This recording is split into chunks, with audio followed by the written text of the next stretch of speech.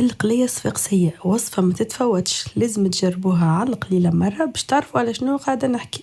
والسر في البنة هو نخلطوا ما بين اللحم العجول هبرة واللحم العلوش اللي فيه شوية شحمة، وزيدا حطينا فيهم شوية كبدة بقري وكبدة علوش وشوية كلاوي، وكل شيء يتملح بالكدا. ونبداو نصمتوا اللحم البقري اول حاجة حتى لين يتقرص ونحسوه قريب يطيب.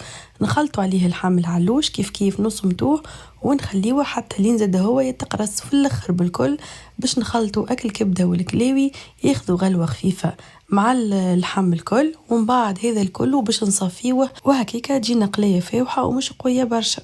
وفي طنجرة أخرى حطيت زيت زيتونة وحطيت فيه شوية من لية العلوش قليتها شوية، ومن بعد زدت زيت زيتونة وحطيت اللحم الكل اللي سمطناه، وباش نقعد نقلي فيه على نار هادية بشوية بشوية حتى لين يتجمر. وراهو خذيت منا العملية هذه أقل شوية من ساعة، نقول احنا ساعة غير درجين. وفي آخر التياب قبل ما نطفيو عليها عملنا لها رشة فلفل أكحل. سي القلاية متاعنا طابت نطفيو عليها نخليوها حتى لين تدفى، باش من بعد نفرغوها في معون بلار ونستحفظوا بها في الفريجيدير. شفتوا القلاية هذه راهي تجيب كمية هكا كبيرة شوية، خاطر من بعد باش نستحفظوا بها في الفريجيدير ونجموا ناكلوا بها برشا أكلات. تنجموا تسخنوها تاكلوها وحدها، تنجموا تعملوها بالبازين، تنجموا حتى تفقسوا عليها عظمة ما نحكي لكمش قداش بنينة.